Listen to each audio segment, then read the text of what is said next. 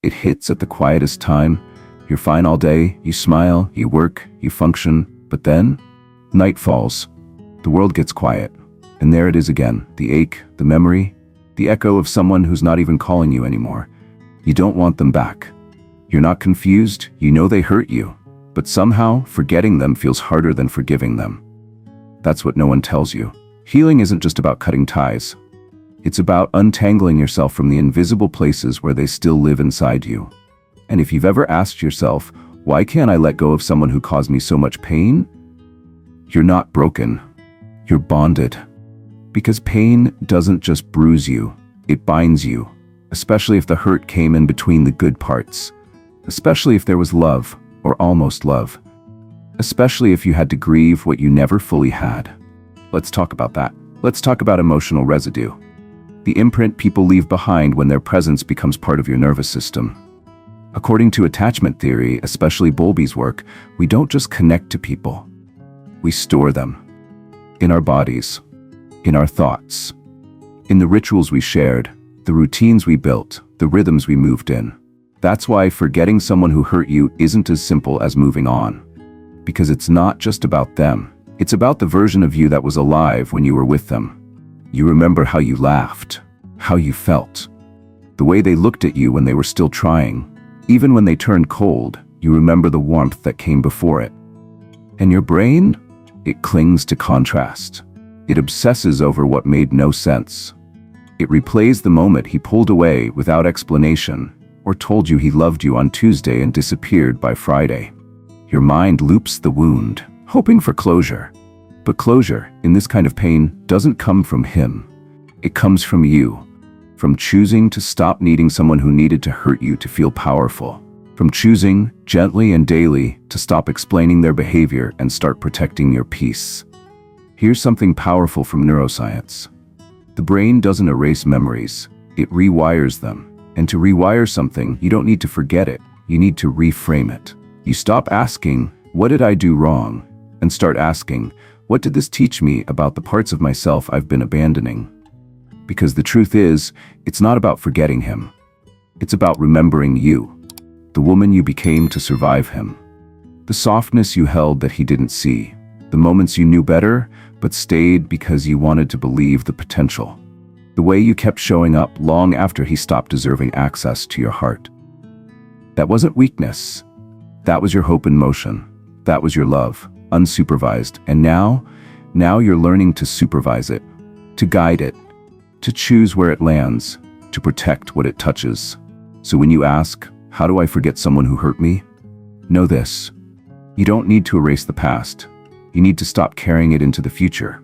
You can remember what happened without reliving it. You can feel the ache without feeding it.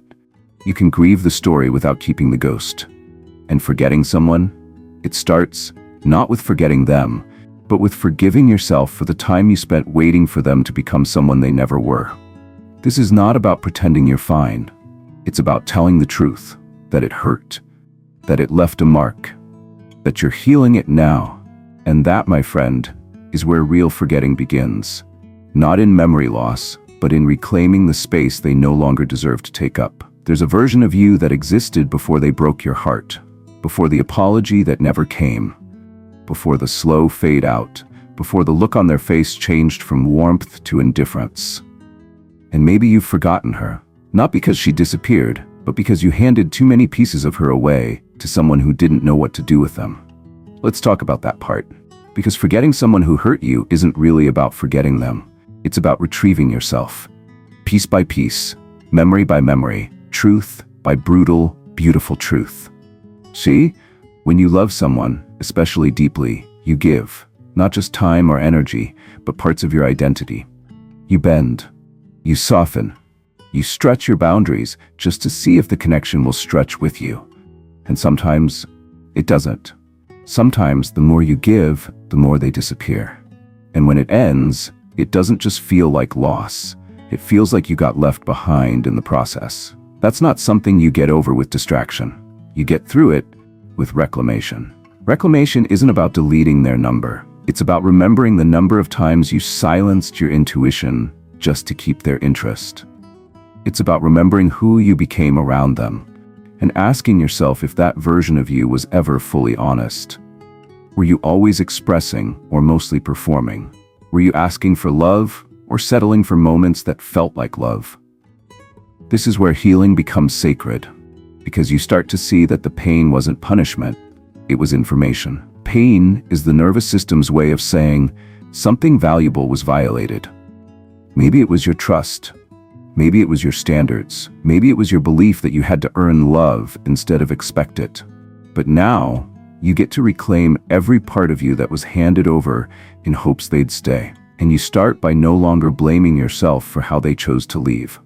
That was their capacity. That was their emotional ceiling. That was their wound in motion, not your worth on trial. One of the most powerful shifts in attachment theory, especially in the work of Dr. Sue Johnson, is this. Love doesn't just break us. It shows us where we've been broken before. So if their absence feels familiar, if the silence hurts deeper than it should, if their rejection cuts into a part of you that existed long before they did, then this pain isn't just about them. It's about your past, your patterns, your programming. You don't forget someone like that by numbing out. You forget them by going inward, by tracing the wound, by finding the original story, the one that told you love meant proving, or tolerating, or waiting, and then you rewrite it.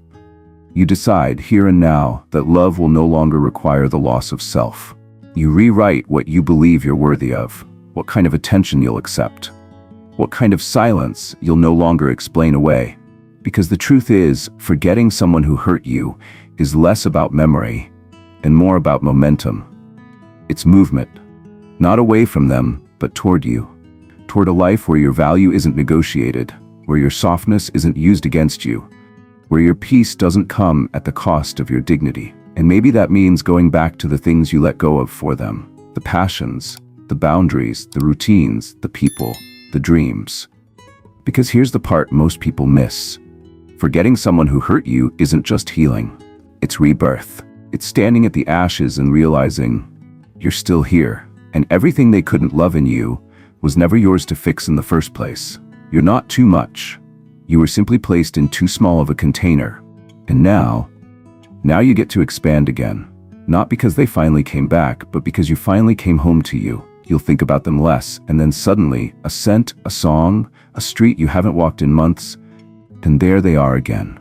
Uninvited, unchanged, still living in a corner of your mind like they never truly left. It's frustrating, because you know they hurt you. You know you deserve better. You know logically, it's over. But memory doesn't work like logic.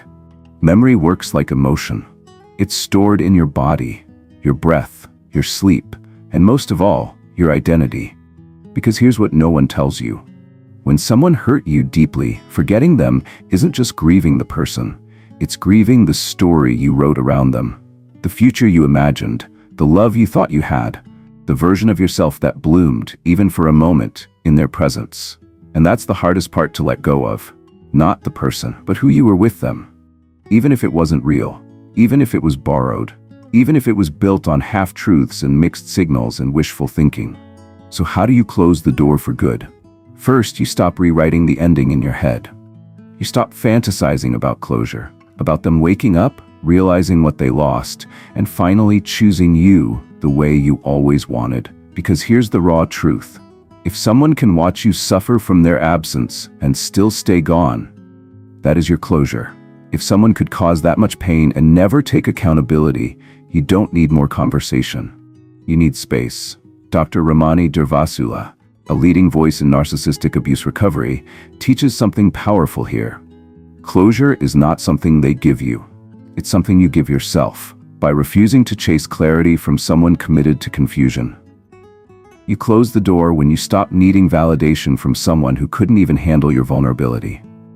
You close the door when you stop giving your loyalty to someone who didn't protect your heart. You close the door when you finally understand this. They didn't reject you. They revealed themselves. And maybe that was their role all along. Not to be the one, but to be the one who finally broke the cycle. So you could finally look at yourself in the mirror and say, no more. No more almost love. No more breadcrumb affection. No more feeling like you have to earn the bare minimum. Because love that leaves you questioning your worth is not love. It's a mirror for your healing. And now it's your job to stop romanticizing what was actually wounding you. You delete the messages not out of spite, but protection. You let go of the memories not because they weren't real, but because they don't serve who you're becoming. You create distance, not to make them chase, but to finally rest. You stop wondering if they think of you, because it doesn't matter. What matters now is how you think of yourself. You rebuild. You forgive yourself for not seeing it sooner.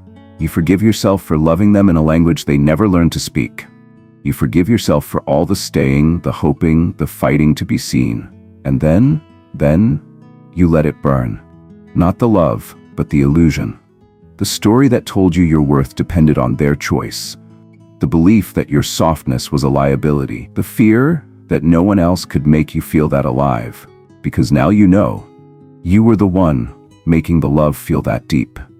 You were the one showing up with heart, with devotion, with soul. You were the one who made the connection what it was. They didn't give you that. You brought that. And you can bring it again.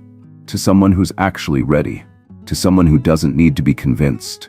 To someone who meets your love with presence, not punishment. So if you've been asking, how do I forget someone who hurt me? Start here. You don't forget them by erasing the past. You forget them by building a future they'll never be able to enter.